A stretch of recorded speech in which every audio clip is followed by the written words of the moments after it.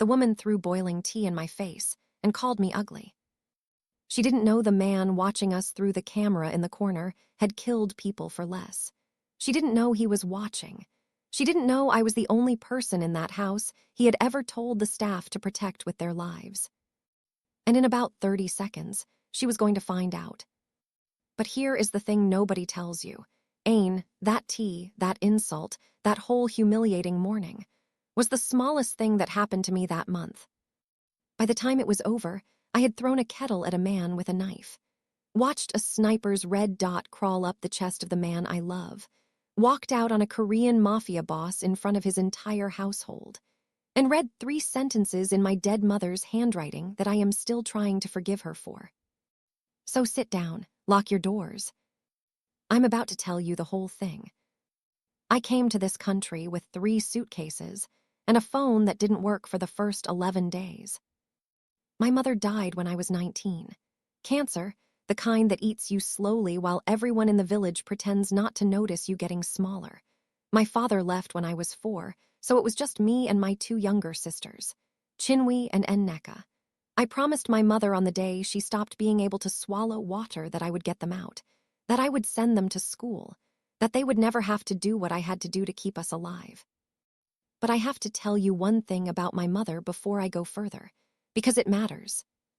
My mother worked at Murtala Muhammad Airport in Lagos for 12 years before she got sick. Customs office, cargo division. She inspected what came into the country and what left. She did not talk about her job. She did not bring papers home. She did not let us visit her at work, except one time when I was 18 and I had to drop off her lunch because she had forgotten it. She made me wait outside the cargo gate. She would not let me come inside. I remember thinking, that is strange. I remember thinking my mother is keeping a secret. And the year before she got sick, she started getting phone calls, late at night, in a language I did not understand. She would take the phone outside, into the yard, and stand by the okra plants with her back to the house, and when she came back in, she would have the same face, like a woman who has just put something heavy down and does not want to be asked what it was. I asked her once, "What language is that, Mama?" She said, "No be your business, my dear." I left it. I should not have left it. But I did not know, yet what I did not know.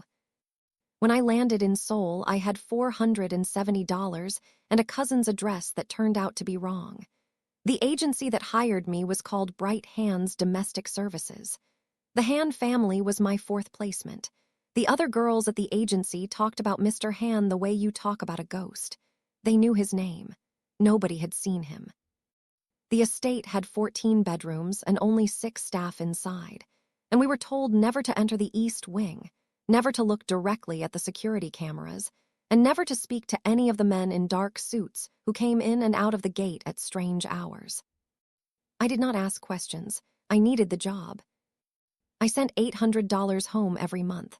Chinwe was finally in nursing school. Nneka had braces, real food, a mattress that did not sag. For the first time in my life, I felt like I was keeping my promise. So when Mr. Han's so-called fiancé arrived at the estate that Tuesday morning, the way the other staff went quiet should have warned me. But I was carrying a tray of fresh tea, and I had no idea who she was. Her name was Park Seo-yeon. I want to describe her, but every time I try, my hands shake. Even now, even talking about her. She was beautiful, I will give her that. Tall, sharp jaw. The kind of cheekbones plastic surgeons in Gangnam print on their walls as advertising. Black hair cut blunt at the shoulders. Diamond earrings the size of corn kernels.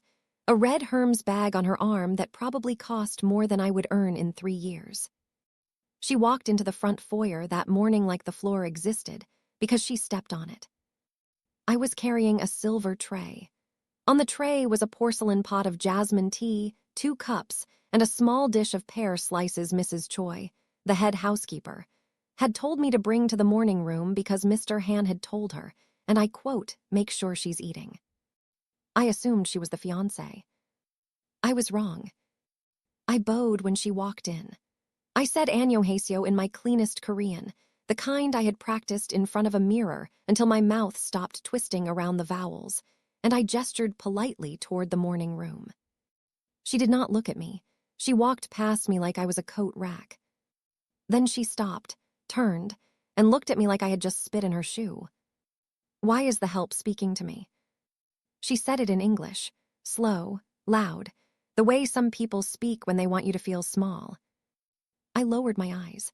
"I'm sorry, ma'am, Don't just anything. Put the tray down, get out." I started to set the tray on the side table. That is when she did it. She knocked the tray out of my hands. The teapot hit the marble floor and shattered. Hot tea splashed up my arm, not boiling, but hot enough to make me gasp out loud. The pear slices skidded across the floor like little white tongues. And then she stepped forward, picked up the second cup, the one that had not broken, and threw the rest of the tea straight into my face. It hit my chin, my collarbone, the front of my uniform. I did not move. I had been raised by a woman who once cleaned a chief's house for 14 years without ever saying the word no out loud. I knew this kind of moment. I knew what it cost a poor woman to react. "Look at me," she said. I looked. Her eyes were calm. That was the part that stayed with me. She was not angry. She was not even excited. She looked the way I had seen rich women look at a stain on a tablecloth. "You don't speak to me. You don't bow at me. You don't enter a room I am in unless I call you. Do you understand?" "Yes, ma'am." "And the next time you bring me tea," she leaned in, her perfume so strong it made my eyes water, "make sure your skin doesn't show. It's distracting." She smiled. Then she walked into the morning room and shut the door. I stood there, tea dripping down my neck, porcelain shards around my shoes, my breath shaking in my chest. I want to tell you what I felt in that moment, but the truth is I do not remember. Not exactly. I have told this story so many times in my own head that I have probably invented some of it. What I do remember is the chip in the marble where the teapot broke. A small triangular piece had come off. It was the same color underneath as on top, white all the way through. And up on the wall, in the corner where the gold leaf molding met the ceiling, there was a small black dome. A camera. I did not know it then, but the man on the other side of that camera had just stopped breathing. There is a thing they don't tell you about cameras in rich people's houses. They are not there to watch the maids. They are there to watch the people watching the maids.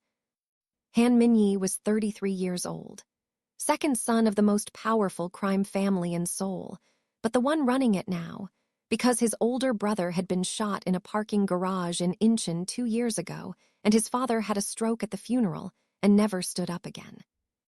Minyi did not look like a mafia boss. That was the trick of him. He looked like a tired architect, tall, slim, a jaw you could cut paper on. He wore black suits that fit him like they had been sewn while he was still inside them. He had ink, full sleeves, full chest, full back, but you would never see it under the suit. He kept his hair short. He drove a black sedan, not anything flashy. He drank water at parties. But he had killed 11 men in his life. And on that Tuesday morning, watching a woman he had never spoken to in person, but had watched on his security feed for 173 days, get teeth thrown in her face by the woman his father had once tried to make him marry, he did something he had not done since he was 19. He cracked a glass in his hand. Not on purpose, just a slow, even pressure until the tumbler in his fist turned to powder. His head of security, Junho, looked up from the next monitor. "Sir, your hand." Minyi was bleeding. He did not notice. "Get her out of that hallway. Tell Mrs. Choi to bring her tea and a cold cloth and to keep her away from Park Seo-yeon for the rest of the day." "And Miss Park, sir?" Minyi stared at the monitor. Seo-yeon was inside the morning room now, scrolling through her phone, smiling at something. Maybe a friend, maybe a meme. "Let her finish her tea. I'll be down in 10 minutes. "And the wedding, sir?" Minyi closed the laptop. "There is no wedding. There has never been a wedding, and after today, there will never be a park inside this house again. I have to tell you how I met him. The first time, before any of this. It was December. Cold the way Seoul is cold in December, not snow cold yet, but the kind of cold that feels like somebody pressing a wet rag against the back of your neck. I was working 2 jobs. Days at a laundromat in Itaewon, nights cleaning offices in a building near Jongno. The bus from one to the other took 43 minutes. I know because I rode it every night for 9 months, and I counted the stops the way some people count rosary beads. That night, the bus broke down. The driver said something in Korean I did not understand. Everyone got off. I had 13 minutes to make it to the office building before my shift started, or I would lose the job. So I started walking, half running, through an alley that cut between the main road and the back of the financial district. I heard the gunshot before I knew it was a gunshot. It sounded like a door slamming. 2 doors, 3. Then a man stumbled out of a side entrance about 10 feet ahead of me. He was holding his side. There was blood between his fingers, a lot of it, the kind that does not wipe, the kind that comes out in pulses, and he was looking at me the way a hurt animal looks at you. Not threatening, just trying to figure out what you are. I should have run. I want you to understand something. I should have run. I had 2 sisters in Lagos waiting for me to send them rent money. I had no papers that protected me. I had nothing to gain from getting closer to a bleeding stranger in an alley in a country where I could not even pronounce the word for help. But he fell. And when he fell, his face hit the concrete, and a sound came out of him. Not a scream, a small, surprised sound. The sound my mother made the night she fell off the bed in the hospice. I had hated that sound my whole life. So I ran toward him. Not away. Toward. I dragged him behind a dumpster. I want to say I was brave. I wasn't. I was furious. I was furious that this stupid man was making me late for my shift. I was furious that the sky was that ugly orange color city skis get at night. I was furious that my hands knew exactly what to do, pressure on the wound, fold the coat, lift the legs, because my mother had gone slow enough that I had learned all of it before she died. He was conscious. His eyes were the color of wet asphalt. I don't speak Korean. English, do you speak English? He blinked once, twice. Yes. You've been shot. I noticed. A laugh almost came out of me. It didn't, almost. I'm calling an ambulance. No. You're going to die. No ambulance. His hand came up, caught my wrist. Not hard, just enough. Please, they will come back. I did not know who they were. I took my coat off, my one good coat, the one I had saved 3 months for, and I pressed it into his side. Then I'm not leaving. You don't even know me. I know you're bleeding. He looked at me for a long time. The orange light made him look gray. His shirt collar had pulled to one side, and there was something on his throat, black ink, long, the curve of a wing. I thought, in that moment, that's a beautiful tattoo for a man who is about to die. I thought I have seen something like that before, somewhere, a long time ago. And then I forgot the thought because he was bleeding through my coat and I had to focus. I forgot that thought for almost a year. You should remember it. What is your name? Adiz. Adiz. He tried it in his mouth. He didn't get it right, but he tried. Pretty. Don't flirt with me, sir. You're going to die. He laughed, then he closed his eyes. I screamed his name, except I did not have his name.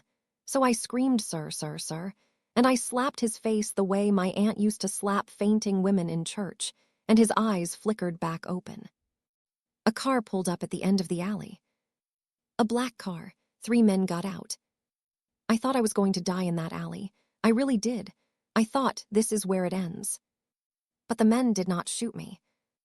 One of them, older, gray at the temples, eyes like a man who had done a lot of arithmetic he did not want to do, knelt down across from me. He looked at the wound. He looked at my hands. He looked at the bleeding man's face. He said in English very softly, "Thank you." Then they lifted him into the car. The older man stayed behind for 2 seconds. He pressed something into my palm. Then he was gone. When I looked down, it was a stack of bills, American dollars, 5,000 of them, and a small white card with one phone number on it, no name. I called the number once, 2 days later, to say I did not want the money. A woman answered. Miss Adiz, Mr. Han wishes you to keep it. He also wishes me to inform you that there is a position available at his estate should you ever require employment. She hung up. I did not take the job, not then. 3 months later, I got fired from the laundromat. The next month, my landlord raised my rent. The month after that, the office building I cleaned at night switched companies and laid off half the night staff. I called the number. The same woman answered. Welcome back, Miss Adiz. When can you start? I started the next Monday. I did not know, until that morning in the foyer with tea dripping down my chin, that the man whose life I had saved was the same man who owned the house I had been cleaning for 173 days. I had never seen his face in the daylight. He had made sure of that. Mrs. Choi sent me upstairs an hour after the foyer. The third floor was the part of the house I had never been on. The carpet was so thick my shoes did not make any sound on it. The walls were paneled in a wood so dark it looked almost black. There was just one door at the end. I knocked. Come. I opened it. Floor-to-ceiling windows, a desk the size of a small car, and behind the desk a man in a black suit, his back to me, looking out at the garden. His left hand was wrapped in white gauze.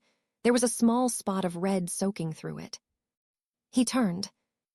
I had seen that face in the dark, with blood on it. I had not seen it like this. Adiz, I owe you an apology. He told me about the marriage, about his father, about refusing it 3 times. Then he said, I have been watching the cameras for 173 days because the men who shot me in December have been looking for the woman who pulled me into the alley. They know there was a woman. They do not know who she was. If they had found you before I did, they would have killed you slowly in front of me to make sure I watched. I forgot how to breathe. You hired me to protect me. I hired you because I owed you my life. You watched me for 173 days. Yes. In my bedroom. His jaw tightened. No, there are no cameras in the staff bedrooms. I had them removed before you arrived. In the laundry room. A long pause. Yes. In the kitchen. Yes. In the garden. Yes. I took a step back. Mr. Han, sir, I want you to listen to me carefully. That scared me, not a little, a lot. You watched a woman who could not see you for 173 days. You watched her cry. You watched her change. You watched her brush her teeth. And then you brought her up here and used the words protection and owed like that makes it kinder. Adiz. Don't say my name yet. I am still talking. He did not say my name. You did not have the right. I do not care what alley I pulled you out of. You did not have the right. I want you to say it out loud in this room with your mouth that you did not have the right. Or I am walking out this door and out of this house, and I do not care what happens to me on the other side of the gate. He looked at me for a long time. Then, very quietly, I did not have the right. Again. I did not have the right to watch you. I am sorry. I will not ask you to forgive me. I will only ask you what I should do next. One more question. Have you done this before, with any other woman who worked in this house? No. Why me? He took a slow breath. Because I was lonely, and you were kind to a stranger in an alley when no one had been kind to me in a very long time. I told myself I was protecting you. I was, but that was not the only thing I was doing. The other thing, the watching, was for me. The watching was for me. Thank you, Minyi. That was the right answer. I let myself breathe. You are going to deal with Park Seo-yeon. Right now, today, while I am still in this house. Because if I am walking out of here, it is not going to be with my back wet from her tea. Yes, ma'am. I walked out. I did not look at the camera in the corner. Park Seo-yeon was sitting on a cushion in the morning room, scrolling her phone, shoes still on the rug. She looked up when we walked in. She saw me first. Her face changed, the way a snake's face changes when it sees a mouse cross the wrong line. Min-yi-ya.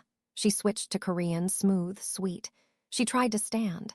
She did not fully manage it before he raised one finger. Sit, speak English. Adiz does not speak Korean well enough yet. Why does the maid need to understand? Because she is the subject of this conversation, Seo-yeon. He walked to the head of the table. He did not sit. Seo-yeon, what did you do this morning when you arrived at my house? I had tea. Before that, there was a small accident. The girl was clumsy. She dropped the tray. I corrected her, briefly. You are not the lady of this house. The smile cracked. My father and your father agreed. Our father's agreement was withdrawn by me in 2020, in 2024, and again last March, in writing, signed, and witnessed by 3 lawyers including your uncle. The woman you assaulted in my foyer is not the help. Then what is she? He looked at me, he looked at her. She is the only person in Seoul I owe my life to. She is under my protection. The men who put a bullet in my side in December are still looking for her. Until they are dead, she lives in this house. She does not bow to my visitors, and she does not, under any circumstances, take orders from a woman who walked through my front door without an invitation. Park Seo-yeon's face did something I had never seen a face do. White, then red, then a kind of greenish color around her mouth. She looked at me, the tea stain on my collar, the cleaning uniform, the hair tied back, then back to him, then back to me. She was running the math. Slap tea, make sure your skin doesn't show, all of it, in front of his cameras, in front of him. She had not been rude to a maid. She had spit in the face of a Korean mafia boss in his own house. I watched her hand shake on the table. She tried to laugh. It came out small, dry. Minyi, surely you cannot. Stand up, take your bag, walk to the door. You will be escorted home. Your driver has been informed. Your father has been called. The agreement that you came here believing in does not exist. And if you ever speak about this woman to anyone, your friends, your father, your hairdresser, a journalist, a god, I will know. And the consequences for you will not be legal. Minyi. And before you go, Seo-yeon, you will apologize to her. The room went very still. You can't be serious. I'm extremely serious. She looked at me. She did not cry. That is the part to remember. She did not cry. She bowed her head small, controlled, and she said in English so quiet I almost missed it. I apologize for my behavior this morning. It was unacceptable. I was wrong. I did not say it's okay. I said, thank you. She picked up her bag. She walked to the door, slowly. Her shoes squeaked on the marble. But before she opened it, she stopped. She turned, not to me, to him. She reached into her bag and took out a small folded piece of paper. White, cream almost, folded twice. She walked back across the room. She placed the paper on the low table. She slid it across the silk runner with 2 fingers, and it stopped exactly in front of Minyi's chair. Read this when she's not in the room. Minyi looked at the paper. His face, for the first time that morning, went still in a way I did not recognize. He picked up the paper. He put it in his suit pocket. Seo-yeon turned to me. Her eyes were dry. Adiz, you should ask him about your mother's job. Not now. Later, when you have stopped crying. When you have started to feel safe. That is when you should ask him. She walked out of the morning room. And out of the front door. And out of the gate. I looked at Minyi. He was not looking at me. He was looking at his pocket. I went to my room, after the morning room. I packed 1 bag, a pair of jeans, 2 shirts, underwear, the picture of my sisters, the phone charger, the little wooden cross my mother had hung above her bed in the hospice that I had taken with me to Seoul and never put up. I packed the cross. That was how I knew I was not coming back. I was zipping the bag when the lights went out. All of them, the hallway lights, the bedside lamp, the little green dot on the smoke detector. I stood very still. I heard glass break downstairs, not a window, something smaller, a vase maybe. Then footsteps. Not Mrs. Choi's, not Junho's, heavier, faster, 2 of them. I moved. I went out my door, down the back stairs the staff used, into the kitchen. The kitchen lights were out too, but the moon was up and I could see, just barely, Mrs. Choi crouched behind the island, a knife in her hand, eyes very wide. She put a finger to her lips. She mouthed, 3 of them. She pointed at the kitchen door. A man was already standing in it. Big, black clothes. A small knife in one hand, a phone in the other, flashlight on, sweeping the room slowly. The light caught my face. He smiled. He came at me. Listen. I am not a fighter. I know fit lie to you, I have never been a fighter. But I had a kettle on the stove and the water in it was still hot from the tea I had made an hour ago, and my hands knew exactly what to do, because, see, when you grow up the way I grew up, in the place I grew up, you learn that boiling water is the cheapest weapon a poor woman owns. I threw the kettle. Not the water. The kettle. It hit him in the face. Hot water exploded everywhere. He screamed. He went down. He went down hard. Mrs. Choi came over the island faster than a 61-year-old woman should be able to move, and she put her foot on his wrist and the knife came out of his hand. The second man came through the door behind him. I did not think. I picked up the cast iron pan off the stove, heavy, my mother's kind of pan, and I swung it. It hit him in the side of the head. He fell. He stayed down. The third one was on the back stairs. That was Junho's. I did not see it, I only heard it. 2 soft sounds, PFT, PFT, and then nothing. Minyi came through the door of the kitchen 10 seconds later. Sleeves rolled up, a gun in his hand. The koi tattoo bright on his forearm. He looked at the man on the floor. He looked at the cast iron pan in my hand. Adiz. Don't. I was going to say I love you. Don't say that yet either. I put the pan down. My hands were shaking, so badly I could not pick up my own bag. Mrs. Choi picked it up for me. I am still leaving. I know. Tonight. I know. Mrs. Choi walked me out the back gate herself. Mr. Park was already there with the laundry truck. He did not ask questions. I called Marisol from the bus. She said come. She did not ask where I had been bleeding from. Marisol's apartment was in Itiwan, 3 flights up, 1 bedroom and a hot plate, and a window that looked at a brick wall. She made me tea. She put the cup down in front of me. Do you want to talk about it? No. Good, eat. She had made adobo. It was the first food I had eaten that had not been Korean in 14 months. I cried into it. She did not watch. For 3 days I worked at a hotel in Hongdae.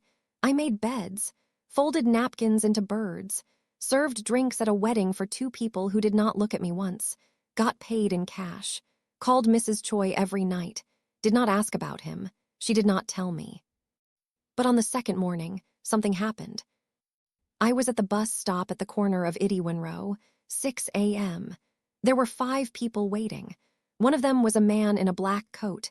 He was not looking at his phone. He was not looking at the street. He was looking at me. I looked back. He looked away. When the bus came, he got on it. He sat 3 seats behind me. When I got off at Hongdae Station, he got off too. When I crossed the street, he crossed. When I went into the hotel through the staff entrance, he stopped. He stood across the street for 2 hours. I know because I checked the window. I did not call the police. I did not know what to tell them. A man in a black coat stood across the street. What is that? That is just a Tuesday in Seoul. But I called Mrs. Choi. And Mrs. Choi was very quiet on the phone. She said, Adiz, come home. Not yet. Be careful, my child. I was careful. But the next morning the man was at the bus stop again, 10 meters back, not looking, just there. I did not see him on the 3rd day. I did not see him because I did not leave the apartment. He came on the 3rd night. I was walking back from a 7-Eleven at midnight, the cold, the kind of cold that makes your teeth hurt. I had Marisol's keys in my pocket and a paper cup of cheap coffee in my hand. I was 3 doors down from her building when I saw a man standing on the sidewalk. A black coat, no driver, no suit, alone.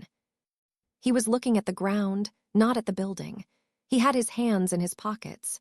There was snow on his shoulders. He looked like he had been standing there for a long time. I stopped walking. He looked up. His eyes were the color of wet asphalt, and he had a small cut on his eyebrow I had not seen there before. I will not chase you, but I will not give you up. I have been here since 6 o'clock. I will leave at 6 in the morning. I have done this for the past 2 nights. Mrs. Choi has been letting me know which night you would be working late. Mrs. Choi is a snitch. She is. I walked toward him, not to him, toward. I stopped about a meter away. There has been a man at my bus stop, for 2 days. Black coat, not yours. I know. How? Because I have had 3 of my own men watching him watch you. He is not from us. He is not from the Park family. He is from someone else, and Jun-ho is going to find out who tonight, and I will tell you in the morning if you come home with me. That is not why I left Minyi. I know. So answer the cameras. He took a breath, a real one, cold air, white cloud. I watched you for 173 days because I was alone. Because I had been alone for a very long time. Because watching you was the closest thing to having something I cared about. The cameras were selfish. I am sorry.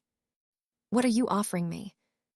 Nothing. I am asking if you would come back, not as my employee, not as someone I am protecting, as someone I am building something with slowly, with your terms. You can read the security log of every camera. You can take any of them down. I have already taken down the kitchen, the laundry, and the garden. I will take down the rest if you tell me to. You can leave whenever. I will pay for your sister's education whether you stay or not. That is not a transaction. That's a lot. It is. Are you crying? No. You are. Yes. I took a step closer. One more thing, Minyi. Yes. What is this costing you? He looked at me for a long time before he answered. My father has not spoken to me in 3 weeks. Because of you, the board of the family business, the men my brother used to lead, the men who have known my father since before I was born, has had 2 emergency meetings. Because of you, 2 of my brother's old lieutenants resigned this week. Because of you. My uncle, who raised me from 12 to 15 when my father was in prison, called me on Tuesday and asked me if I had lost my mind. Because of you. I am telling you this because you should know what this costs me, and you should know I have already paid it. I am not asking you to come back to a man who is risking nothing. I am asking you to come back to a man who has put everything down on the table and is waiting to see if you will pick it up. I did not say anything for a long time. Then I said, walk me upstairs. I have to tell Marisol something. I told her. She hugged me for a long time. She said, he came every night. I watched from the window. He did not move. I thought, okay, maybe this one is real. I said, I will let you know. He drove me home. He did not sit in the back. I sat in the front next to him. We did not speak for 40 minutes. The next morning, he did not go to his office. He went to the kitchen. He cooked. He cooked badly. He had not cooked since he was a teenager. He burned the rice. He undercooked the eggs. He did not know where Mrs. Choi kept the salt, and he was too proud to ask. I sat on the counter and watched him. He set the bowl down between us. I have not done this in 9 years. It shows. I leaned across the counter. I kissed him. It was not a long kiss. It was not a movie kiss. It was a tired, real, careful kiss between 2 people who had been awake too long and had cried too much that week and were hungry.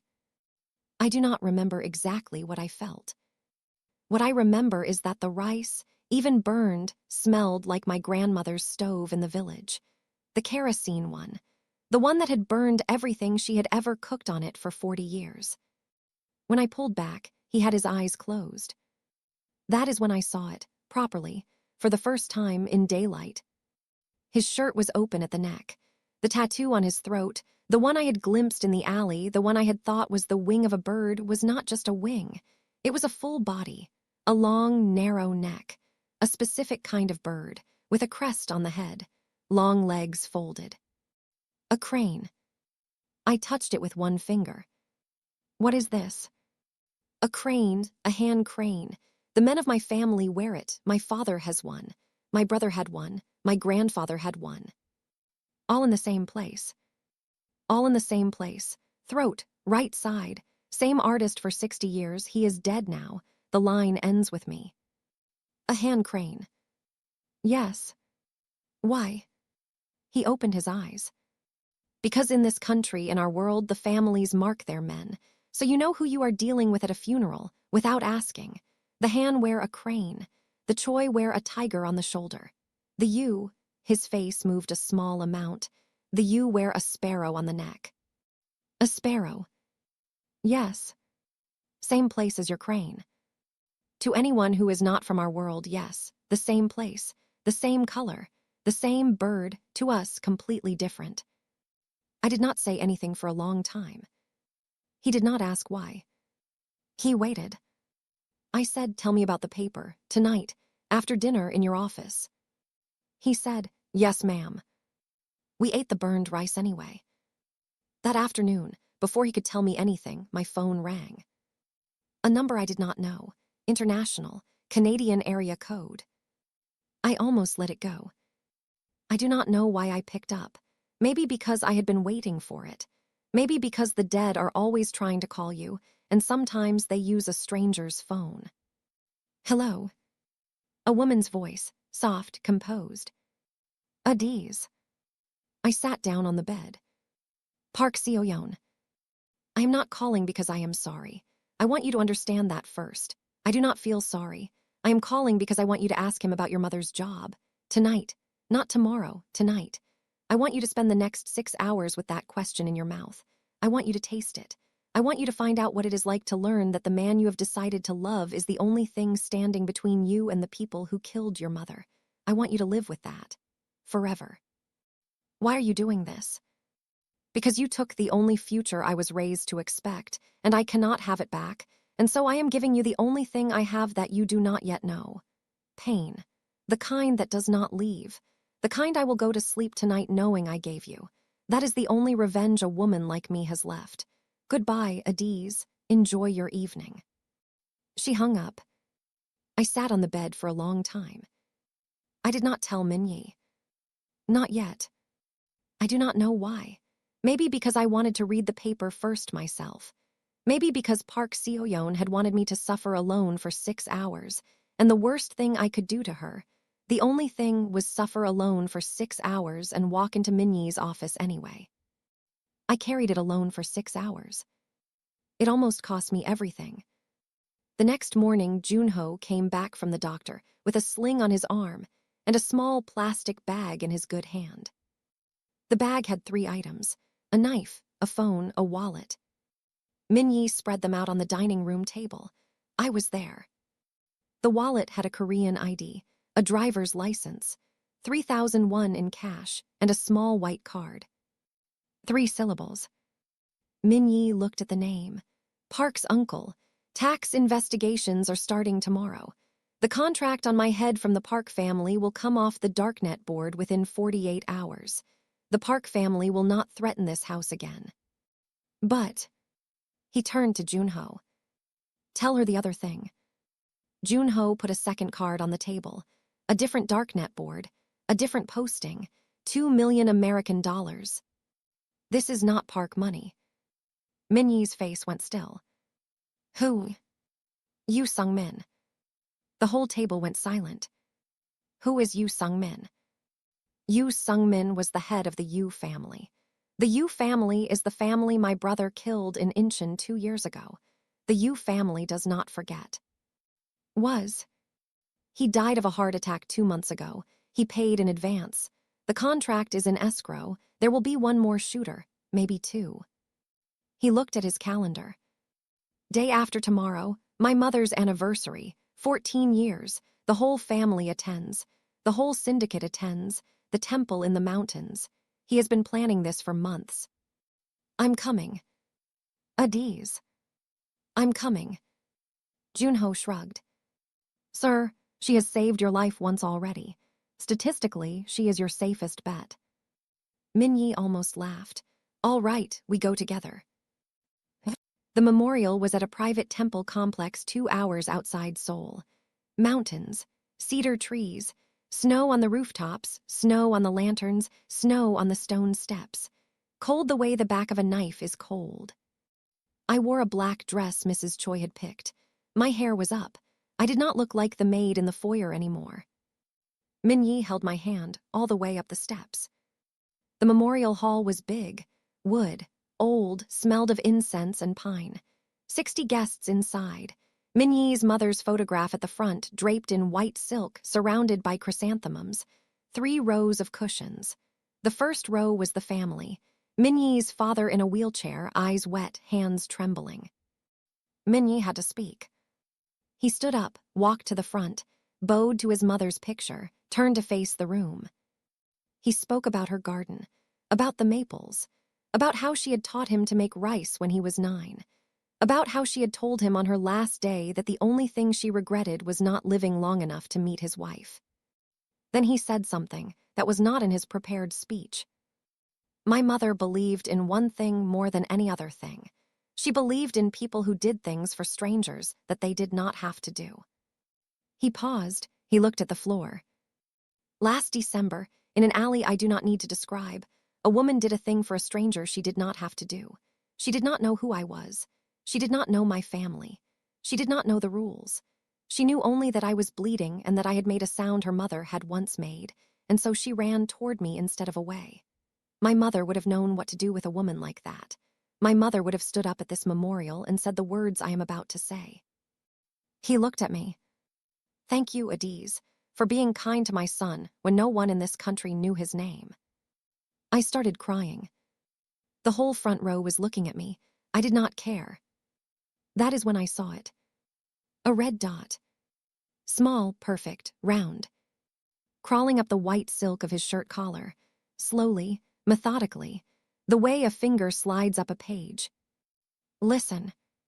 I know fit lie to you, I do not remember thinking. My body just moved. My body just say, no, not this man, not again, not after I drag him out of an alley once already.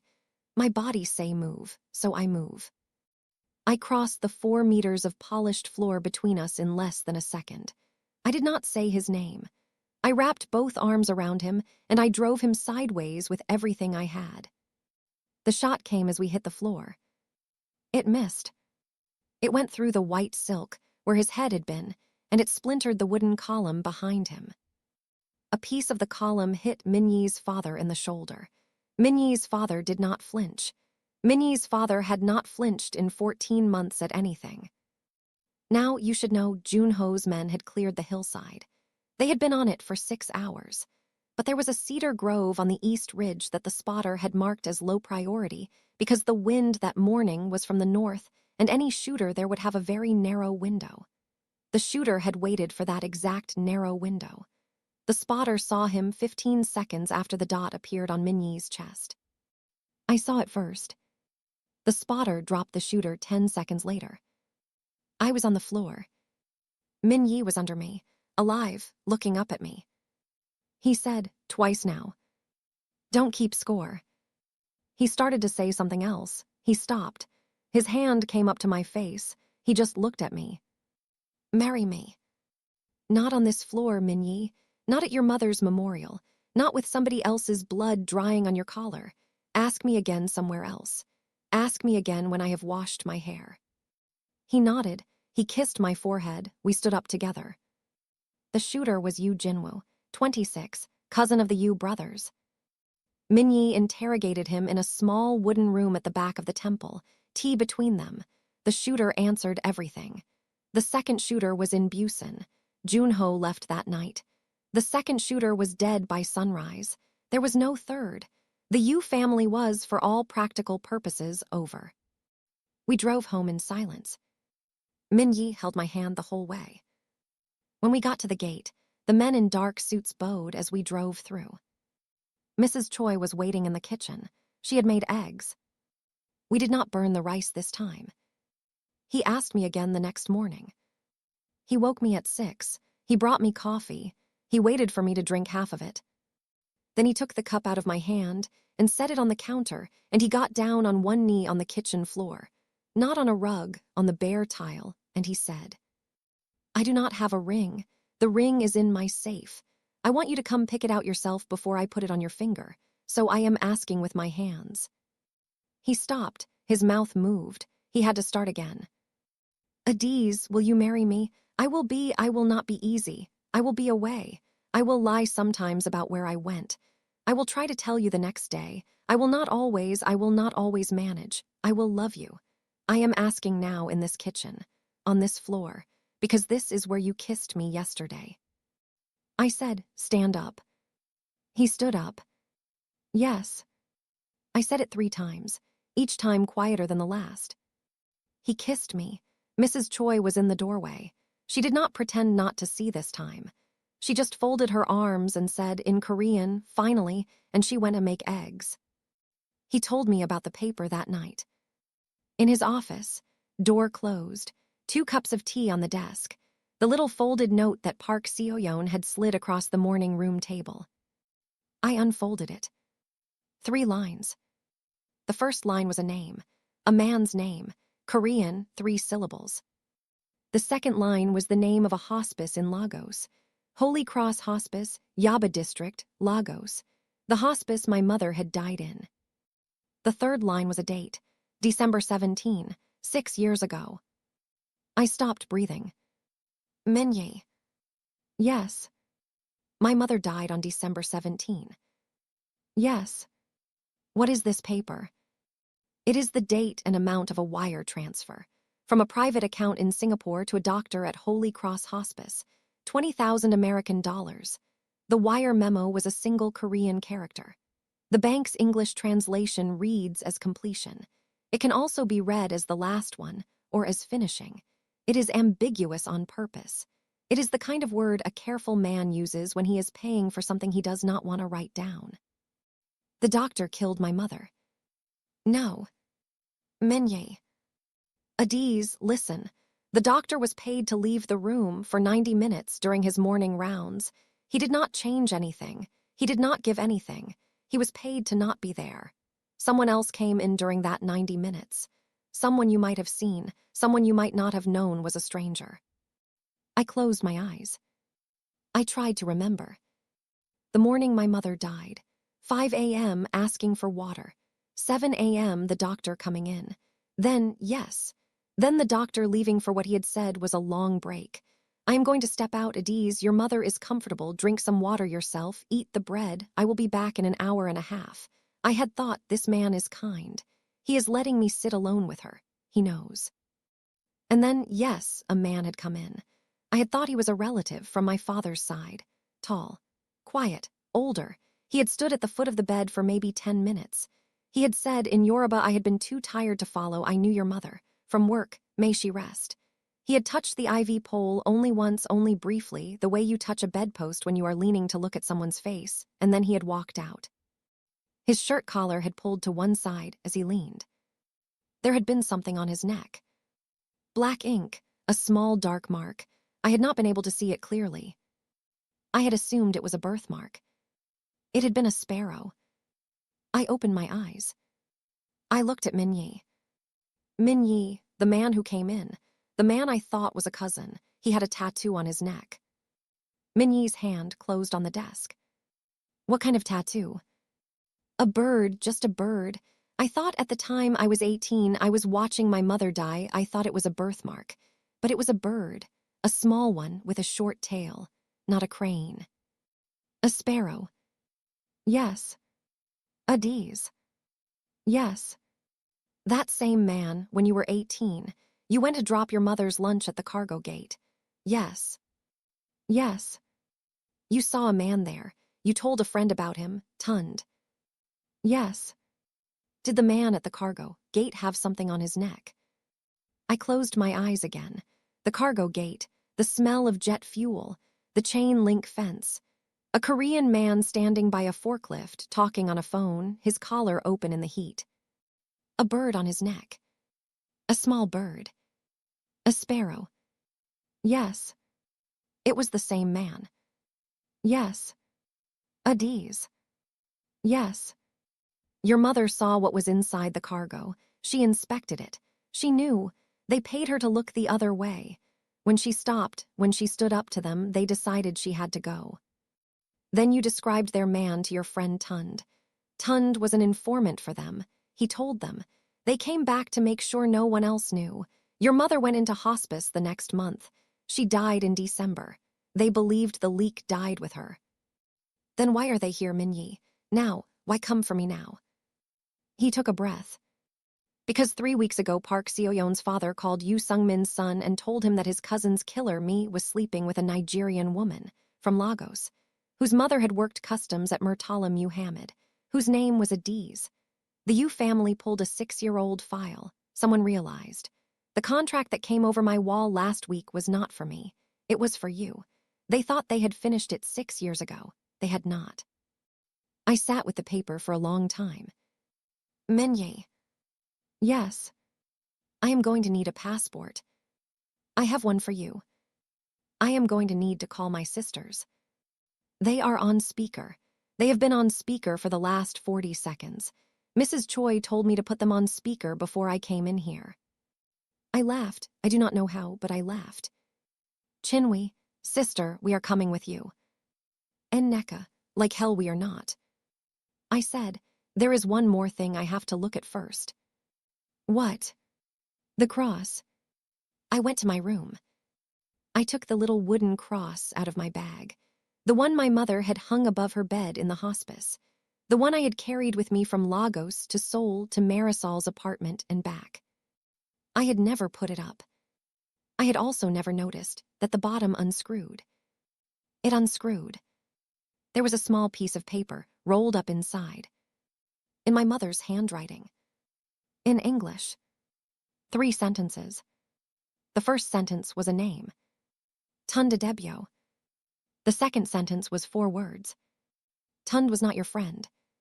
The third sentence was 3 more. Burn this paper. I love you. Run. That was 8 words. She could not even keep her own count. I sat on the floor of my bedroom with my back against the bed, and I made a sound my mother had once made. A small, surprised sound. The sound that had made me run toward Min-yi in the alley instead of away. She had known. The whole time, she had known. She had known who Tund was. She had known that I had described a man at the cargo gate to him over a warm Coke at a suya stand when I was 18. She had known that the Yoo family was coming for whoever had seen too much. She had known that they would come for her first, because she was the one who had inspected the cargo, and she had let them. She had let them, because if she had told me, I would have stayed. I would have done what I am about to do now, and I would have been 19, and I would have died. So she had hidden a note in a wooden cross. And she had given me 6 years. She had not said, I forgive you. She had not needed to. She had said, run. And I had run. To Abuja. To Seoul. To Mrs. Choi. To a koi pond and a chipped teacup and a man with a crane on his throat. I had run all the way to him. I went back downstairs. Min-yi was in the office. He had not moved. I put the note in front of him. He read it. He looked up. He did not say anything for a long time. Then he said, what do you want to do? I said, I want to go home, Min-yi. I want to go home to Lagos. I want to find Tunda Debyo. I want to find the man with the sparrow on his neck. And I want to finish what my mother started. Will you come with me? He stood up. He put on his coat. He said, I have been waiting for you to ask me that since the day you saved my life in an alley.